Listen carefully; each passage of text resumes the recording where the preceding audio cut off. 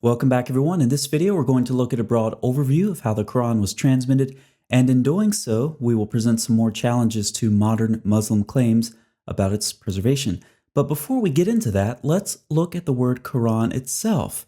Many Muslims want to insist that the word means recitation. First of all, Quran means recitation.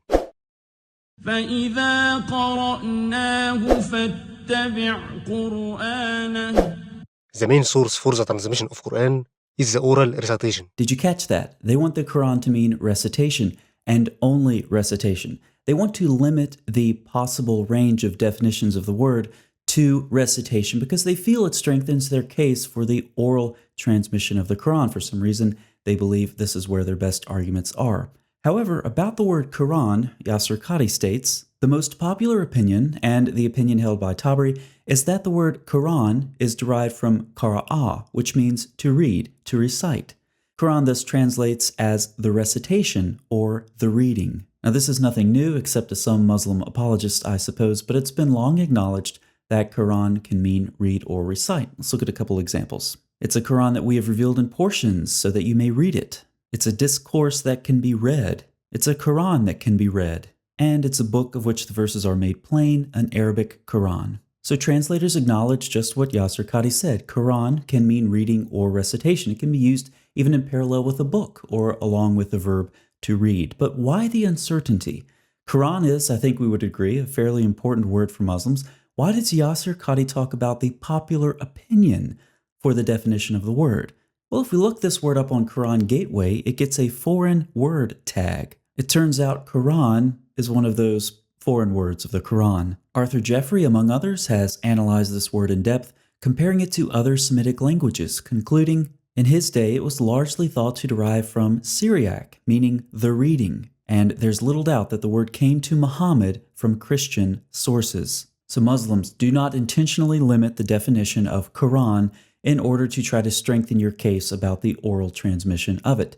Do not say Quran equals recitation. Just admit that Quran is one of the foreign words of the Quran and its precise meaning may be undetermined.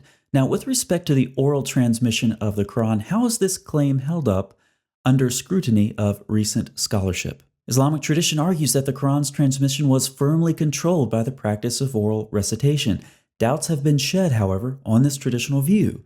There is mounting evidence that the Quran text, or parts of it at least, must at some stage in its history have been transmitted in purely written form without the benefit of a controlling tradition of active recitation. James Bellamy states about the variant readings that he cites in his article, they're important because they prove there was no oral tradition stemming directly from the Prophet strong enough to overcome all the uncertainties inherent in the writing system. Yet another scholar, Devin Stewart, says the tradition of Quranic recitation can be shown to ignore or run roughshod over many discernible or retrievable features of the text, particularly with regard to rhyme, that must represent the oldest stage of its performance. Many of the variants may plausibly have arisen through oral transmission, many others cannot, being based on graphic and not phonic resemblance. Numerous examples are cited by these scholars. Here's one from Stewart. The transliteration shows the difference in sound, illustrating nicely Stewart's point,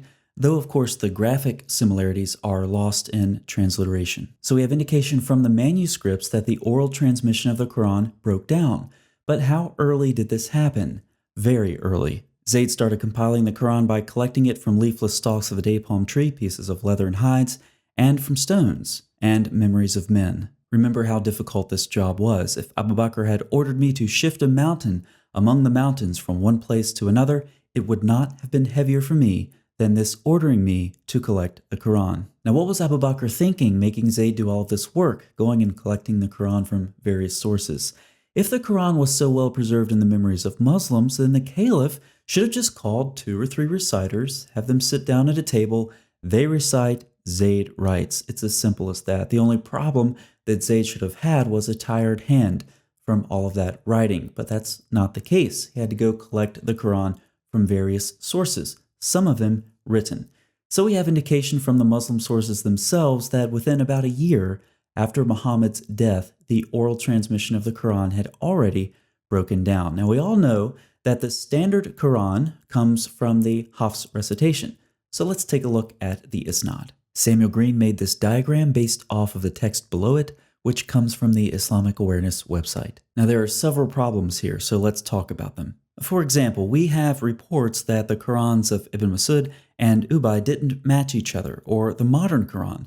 So how could they be in the same Isnad for Hafs? But for now, I want to focus on one specific problem with this Isnad. Looking at the bottom left of the diagram, we know that Abu Bakr commissioned Zayd some point around 633, and already, about 1 year after the traditional date for Muhammad's death, Zayd already had problems collecting the Quran. And now we see the problem with this Isnad.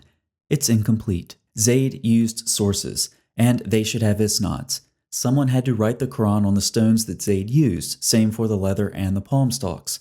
What were their names? Why aren't they in the Isnad? What about the men Zayd called on? Were their memories reliable? What were their names? Why aren't they in the Isnad? From the very beginning then, we see that the Quran was fragmented. The oral transmission broke down. Zayd had to collect the Quran from various sources. But just how fragmented was it? In other words, I want to know which surahs came from where. Which surahs were written on the stones that Zayd used, for example? Surahs 1 through 5? Maybe surahs 20 through 24 came from the memories of men. Maybe surahs 30 through 40 were written on the leather hides that Zayd collected. I want to know which surahs came from where. Muslims can't tell us. They want to act like the Quran originally went back to one single source. That's not the case.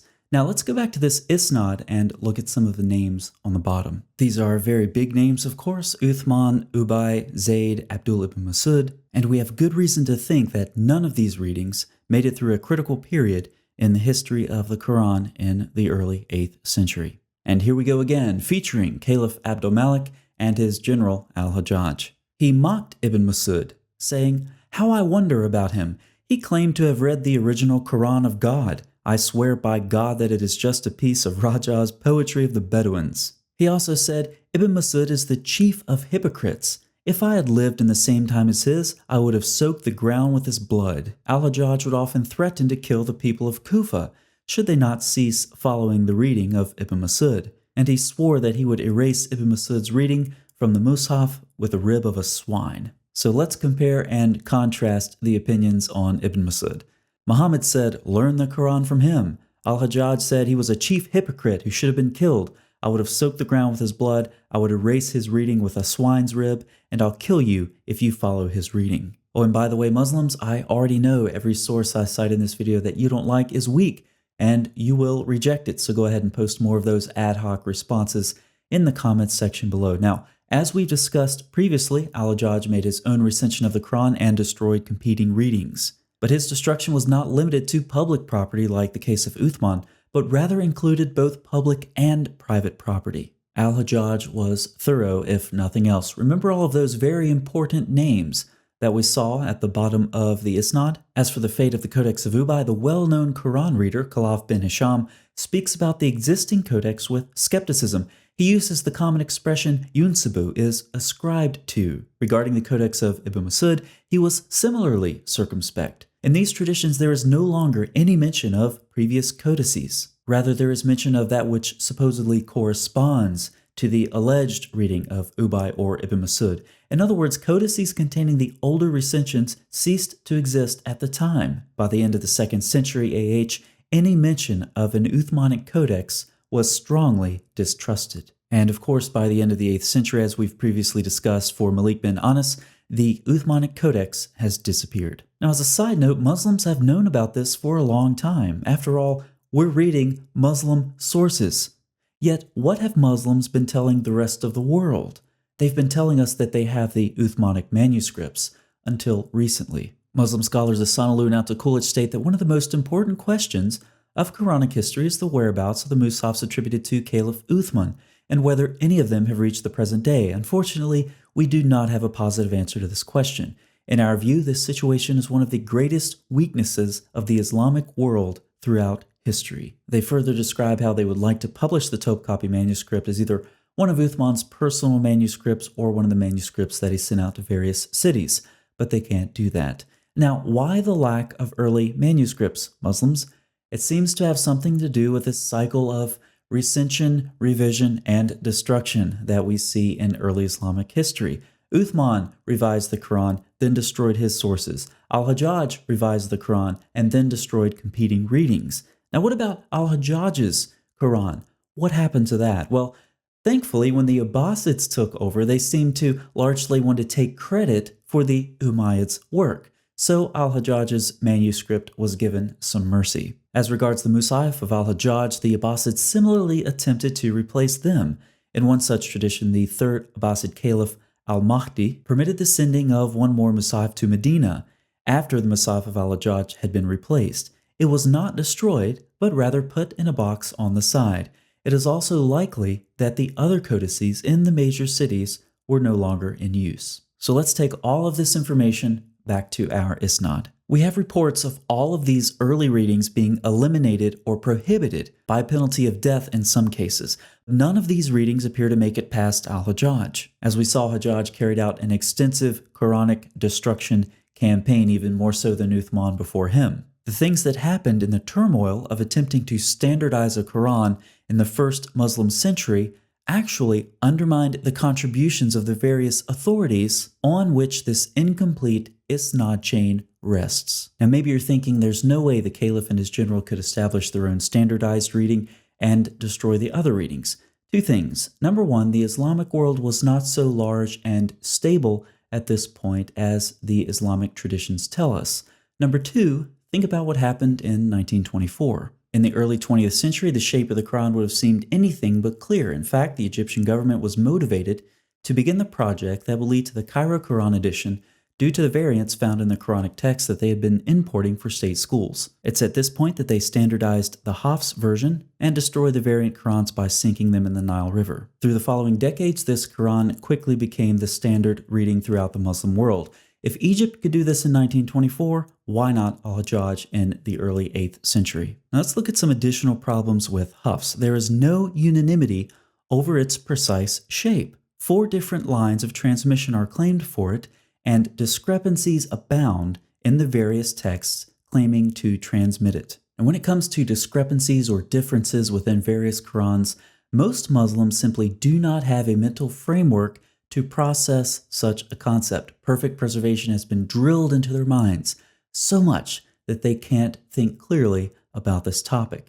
And so when most Muslims encounter differences or variants within different Qurans, they'll simply wave them off as Ahruf or Qiraat. So let's talk about these two terms. Let's start with Ahruf. What are Ahruf? I have absolutely no idea, but neither do you. By the 3rd century AH, there are 35 different opinions on this issue, and Suyuti listed over 40. Some even declared that the true meaning of the Ahruf was known only to Allah, and to investigate this issue was futile. The problem is apparently Muhammad talked about Ahruf, but he never actually described what they were, so Muslim scholars were free to speculate, and speculate they did. But modern Muslims know exactly what Ahruf are. They're a convenient label to put on any variant in the Quran that you don't want to talk about. Let's move on to Qiraat, where things are much more clear.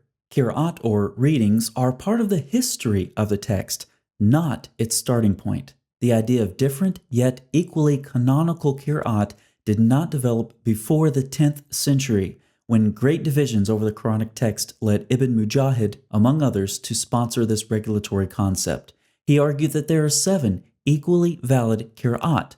Others argued for 10 or 14. The gradual acceptance was 7 Qiraat, but that was generally accompanied with a caveat that each Qira'ah has 2 versions. Effectively then, 14 different versions were considered equally authentic, only one of which was Hafs. Now, if any of this has been confusing for you, let me make it simple. The Quran has been perfectly preserved. If this were a book, we would now be in the appendices. Appendix 1, Text Criticism, Muslim Style. As discussed earlier, Muslims have claimed for a long time to have the Uthmanic manuscripts, but the 2 Muslim scholars I cited earlier said this is no longer the case. They also do a little text criticism. Let's look at some data points. As known by everyone interested in the subject, it has been claimed until recently that Topkapi was one of the copies attributed to Caliph Uthman. But it is neither the private Mus'haf of Caliph Uthman nor one of the Mus'hafs that he sent to various centers. In our view, this situation is one of the greatest weaknesses of the Islamic world throughout history. there are over 2,000 instances where there is dissimilarity between the Topkapi and the Standard. They were going to make a critical edition of the Topkapi with the Tashkent manuscript, but it would not yield a healthy result. It was missing 2/3 of the text referring to the Tashkent and had been tampered with. The Topkapi is an excellent manifestation of Surah 15:9. We will guard it from all corruption. So let's put these together. The Uthmanic Qurans have been lost. There are over 2,000 differences between the Topkapi and the Standard text. The Tashkent was excluded from the critical edition because of corruption. Conclusion: one of the greatest weaknesses of the Islamic world is also an excellent example of Allah guarding the reminder from corruption. Now take that conclusion that an excellent example of Surah 15:9 is one of the greatest weaknesses of the Islamic world, and add that to the rest of the content that we've discussed in this video. It really makes one ask the question, what would a bad example of Allah guarding the reminder look like? Now, take note of their methodology. They didn't want to make a critical edition between the Topkapi and the Tashkent because it would not yield a healthy result. Christians, once again, take note of their methodology. Anytime a Muslim brings up a variant reading to you in the New Testament, just say, I don't like that manuscript. It doesn't yield a healthy result, so we're just going to exclude it from the conversation. No, that doesn't work in the scholarly world. That only works in text criticism, Muslim style. Appendix 2, Non-Muslim Scholars and Quranic Manuscripts. This will be a short appendix. Muslims frequently criticize non-Muslim scholars for getting involved in the study of their religion, especially of their Quran. Now, why on earth would non-Muslims need to get involved with the study of the history, transmission, and text of the Quran? If you do not know the answer to this question, see Appendix 1. Appendix 3, the transmission of the New Testament meets the Quran's criteria for strong evidence over claims of oral transmission of the Quran. Within the context of a debt contract, the Quran states writing is more just in the sight of Allah and stronger as evidence, and more likely to prevent doubt between you. Allah doesn't trust Muslims to memorize a simple debt contract. About the Quran, Muhammad said, it escapes the hearts of men faster than a camel when it's released from its tying rope. If you've ever released a camel from its tying rope, let me know how fast that is in the comments section. Yet Muslims claim to have preserved the Quran faithfully in memory over centuries. The New Testament, by contrast, is preserved in writing, in New Testament manuscripts, as well as quotations and allusions to Scripture made by the patristic authors. The New Testament, ironically, meets the Quran's criteria for better preservation, for more reliable transmission than what Muslims claim about the Quran itself. Appendix 4, Allah will guard the reminders. We've already discussed Surah 15:9, and you can see I have two translations up for you. The first is Sahih International.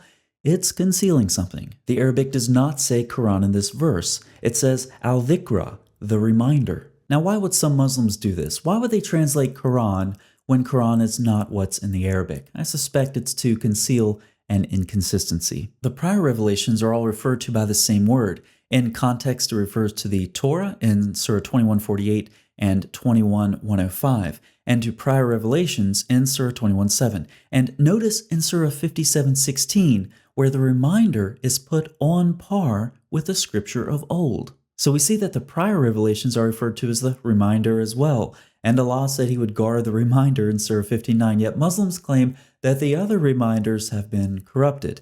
So how do we solve this problem? Ignore what the Quran says and just retranslate Surah 59 to apply only to the Quran to cover up the contradiction created by Muslims who claim the previous reminders have become corrupt in spite of Allah's protection.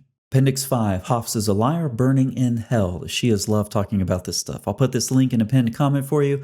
We'll just go over it briefly. Asim was reliable but weak in memorization, and we have serious statements against Hafs. According to Bukhari, he was rejected, Muslim, rejected, Anasai, rejected, not reliable, and his narrations are not written. Ibn Hanbal, rejected, liar, weak, rejected, not truthful. So with respect to Hadith, Hafs is a liar, and Muhammad said if you lie about him, then you burn in hell. So the person for whom the standard recitation of the Quran is named is a liar burning in hell. Appendix 6, you have lots of different Bibles. We have one Quran. I hear this one a lot, but let's take the New Testament for example. Catholics use this Greek New Testament. Protestants use this Greek New Testament. It's the same Greek New Testament. How many different Arabic Qurans do we have? You'd have to check with Hatun from DCCI. I've lost track. She keeps track of this. 20-something different Arabic Qurans, 30-something different Arabic Qurans. Who knows? And how many different readings do we have? We talked about this earlier. Just pick your number, 7, 10, 14. Sometimes a single reading can have 2 versions. Oh, but it's Christians with their single Greek New Testament who have a problem? I don't think so. Appendix 7. Muslims intentionally downplay the variants that led to Uthman's recension, but the differences were significant. David Powers has collected a number of traditions, and he cites the primary sources in his footnotes. You can pause your screen to read this if you like, but you have 2 groups of men differing over the consonantal skeleton of Surah 2.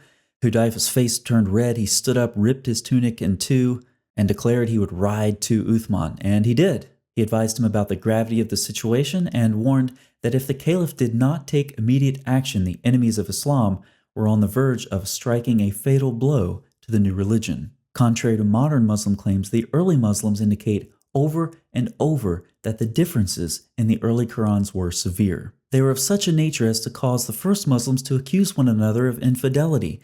They brought Muslims to the verge of civil strife and were so serious that they could only be solved through the systematic destruction of all codices that did not conform to Uthman's. Muslims need to stop downplaying the fact that fragmentation, losses, significant variants, standardization, and destruction were part of the Quran's history from its earliest years. And finally, Appendix 8. Don't talk about the Quran, your Bible is corrupted. Have you ever noticed that many Muslims believe criticizing the Bible is the same thing as defending their Quran?